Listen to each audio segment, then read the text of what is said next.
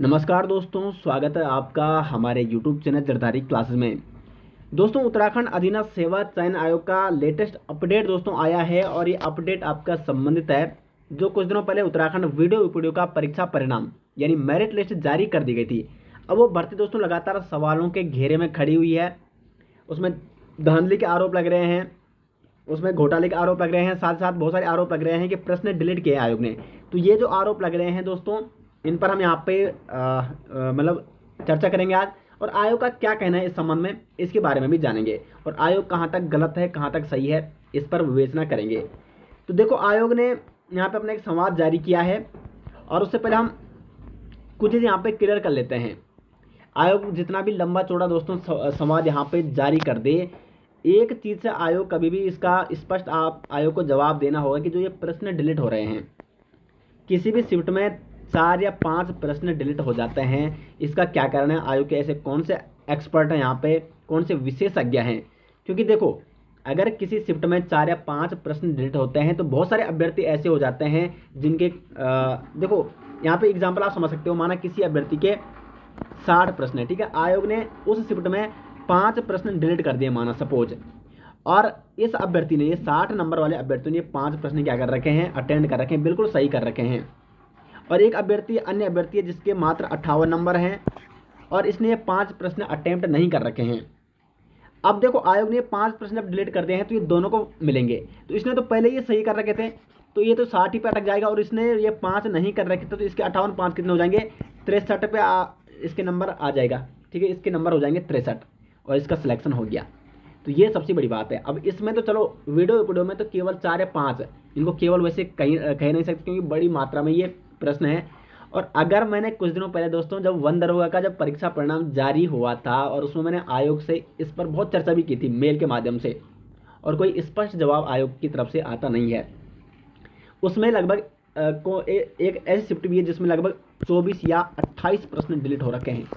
तो अब लगा लो, माना इस शिफ्ट वाला कोई अभ्यर्थी मात्र 50 नंबर वाला है और इसने ये 24 नंबर वाले क्वेश्चन नहीं कर रखे थे सपोज, मान चलो 24 में उसने 4 कर रखे थे, 20 नहीं किए, तो ये तो 50 से सीधे 70 पहुंच जाएगा। और इसी शिफ्ट का कोई ऐसा अभ्यर्थी है जिसने ये 65 प्रश्न क्या कर रखे हैं, अटेंड कर रखे हैं, और उसमें ये 24 प्रश्न शामिल हैं, तो ये 65 पे ही रह गया और ये 50 से सीधा 70 पे पहुंच गया। तो आयोग की जो सबसे बड़ी गलती है, एक ही गलती है, और मैं लगातार इस पर आयोग को मेल भी किया है मैंने, और लगातार इस पर मैं ये साफ साफ कहता भी हूँ। कई बार मैं पिछले कुछ दिनों पहले मैंने यूट्यूब में कम्युनिटी में भी ये पोस्ट डाली थी कि आयोग की इसकी जितने ज़्यादा निंदा की जाए इस संबंध में कि जो एक्सपर्ट हैं वो अपनी तरफ से यहाँ पे क्वेश्चनों को डिलीट कर दे रहे हैं। तो आयोग को इस पर संज्ञान ये बात लेनी होगी और उस पर विचार करना होगा, और जो भी एक्सपर्ट हैं उनको ये जिम्मेदारी लेनी पड़ेगी कि जो भी प्रश्न आगे से बनाने होंगे उन प्रश्नों को इस प्रकार से बनाए जाए कि उनको डिलीट करने की नौबत ना आए। ऐसा भी तो हो सकता है कि जो भी प्रश्न बन रहा है उसकी शुरुआत में क्या किया जाए कि शुरुआत में 2 या 3 बार उसको चेक किया जाए, सभी तथ्यों को भली भांति चेक किया जाए हर बुक से। मतलब अगर कोई क्वेश्चन ऐसे लग रहा है कि इस पर बाद में सवाल खड़े हो सकते हैं तो उन क्वेश्चनों को पहले ही हटा के उनके जगह दूसरे क्वेश्चनों को रखा जा सकता है। अगर आयोग ऐसा पहले ही करता है तो बाद में भर्ती पर सवाल नहीं बन सकता है। तो हर भर्ती में ऐसा आखिर हो क्यों रहा है कि हर भर्ती पर सवाल खड़े हो जाते हैं। कुछ अभ्यर्थी ऐसे होते हैं दोस्तों, बिल्कुल यहाँ पे मतलब अभ्यर्थी बिल्कुल जो अपनी मेहनत से यहाँ पे क्या होते हैं, एग्ज़ाम क्रैक करते हैं, क्वालिफाई होते हैं, तो उनके साथ सबसे बड़ा अन्याय उनके साथ हो रहा है। उन्होंने अपनी मेहनत की है और वही भर्ती जिसमें उन्होंने अपनी पूरी मेहनत की है वो सवालों के घेरे में खड़ी हो जाती है, और उन अभ्यर्थियों के साथ भी बड़ी यहाँ पे उनको भी नुकसान हो जाता है जो कुछ पॉइंट से इस कारण से रह जाते हैं कि वो प्रश्न जिसको वो बिल्कुल सही करके आए थे, वो ये सोच कर आए थे कि ये प्रश्न बिल्कुल सही है, वो आयोग द्वारा डिलीट करके उसका फ़ायदा सबको दिया जा रहा है जिन अभ्यर्थियों को वो प्रश्न आता भी नहीं था। तो सबसे बड़ी जो मिस्टेक आयोग को इस पर संज्ञान लेना होगा। बाकी जो अन्य तथ्य हैं, जैसे धांधली वाला तथ्य कि इसमें धांधली हुई है, इतना घोटाला हुआ है, ये दोस्तों जांच का विषय है। अपनी तरफ से हम ऐसी अफवाह में ध्यान नहीं दे सकते हैं, और आप भी पढ़े लिखे हैं, आपको भी ये जिम्मेदारी देखनी होगी। देखो, सोशल मीडिया पे कभी कभी कुछ चीज़ें ज़्यादा ही हो जाती है, तो बिल्कुल अगर आपके पास सबूत है तब आपका हम बिल्कुल कंप्लीट यहाँ पे सपोर्ट कर सकते हैं। हर किसी का सपोर्ट, अगर किसी के पास सच्चे सबूत हैं तो उसका सपोर्ट किया जाना चाहिए, और उसको भी बिल्कुल सच्चे सबूतों के साथ आयोग के पास जाना चाहिए। या इस भर्ती के संबंध में आवाज़ उठानी चाहिए। तो आयोग का देखो एक कहना है कि एक ही परिवार से 4 अभ्यर्थी पास हो गए हैं। तो देखो पास तो हो सकते हैं, पास हो सकते हैं। पास का मतलब ये है कि जो 45% या इतने नंबर लाने हैं ना, तो पास हो रहे हैं, उनका नाम मेरिट में नहीं आ रखा है। तो फिर वो लगातार एक अफवाह फैल चुकी है कि 4 अभ्यर्थी एक ही परिवार से सिलेक्ट हो गए हैं। वो सिलेक्ट नहीं हुए दोस्तों, इस पर मैंने भी जांच की है, वो सिर्फ पास हुए हैं। बाकी जो अन्य आरोप लग रहे हैं, एक भूतपूर्व सैनिक आरोप लग रहा है, एक प्रधान किसी का आरोप लग रहा है। तो ये आरोप एक जांचनीय विषय है। इन अभ्यर्थियों का डाटा भी जिन पर मतलब लग रहा है, शक हो रहा है, उन पर सारा जो डाटा है वो आयोग के पास है, उनकी जांच भी हो सकती है, इसमें कोई बड़ी बात नहीं है।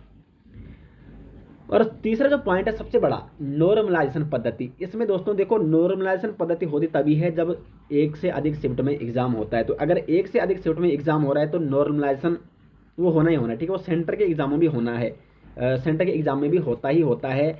तो इसमें ये सोचने वाला विषय ये है कि देखो, नॉर्मलाइजेशन में किसी को फ़ायदा किसी को नुकसान होता ही होता है।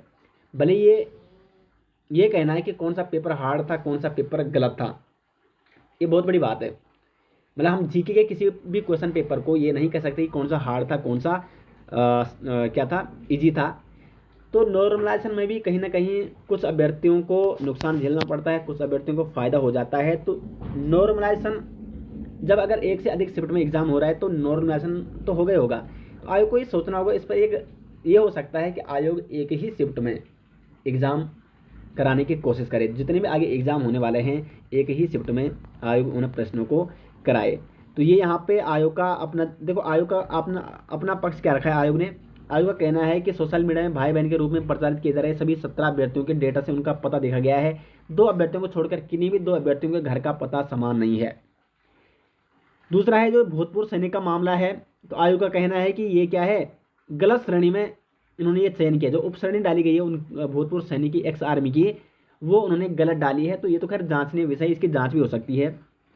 तीसरा है डिलीट करने का, जो प्रश्न डिलीट करता है आयोग, तो इसकी तो जितनी ज़्यादा कड़ी निंदा की जा सके निंदा होनी चाहिए। क्योंकि देखो एक्सपर्ट पढ़े लिखे हैं और उनको भी सोचना चाहिए कि इसमें बहुत सारे अभ्यर्थियों का जो भविष्य है, अभ्यर्थियों के जो सपने होते हैं, वो सपने कहीं ना कहीं ख़राब हो जाते हैं, भविष्य ख़राब हो रहा है अगर ऐसी मिस्टेक की जाती है, ऐसा गैर जिम्मेदारी वाला काम अगर किया जा रहा है। तो इसकी जिम्मेदारी आयोग को भी लेनी होगी, उन एक्सपर्ट लोगों को भी इसकी जिम्मेदारी लेनी होगी, और आगे से ऐसा ना हो, ऐसा कुछ करना होगा। और बाकी जो नॉर्मलाइजेशन वाला सिस्टम है वो मैंने आपको पहले ही बता दिया है कि अगर शिफ्ट से एक से अधिक शिफ्ट में एग्ज़ाम होता है तो नॉर्मलाइजेशन प्रक्रिया होगी वो सेंटर में भी होती है। भले उसमें कुछ को फ़ायदा मिल जाता है, कुछ को नुकसान झेलना पड़ता है। तो आयोग इसमें एक ही काम कर सकता है, या तो एक ही शिफ्ट में कंप्लीट एग्ज़ाम कराए जाए। तो ये दोस्तों यहाँ पे अपडेट थी आयोग की, और आपका क्या कहना है इस भर्ती के संबंध में, आप बिल्कुल यहाँ पे अपनी राय दे सकते हैं। मिलते हैं दोस्तों नेक्स्ट, तब तक के लिए धन्यवाद।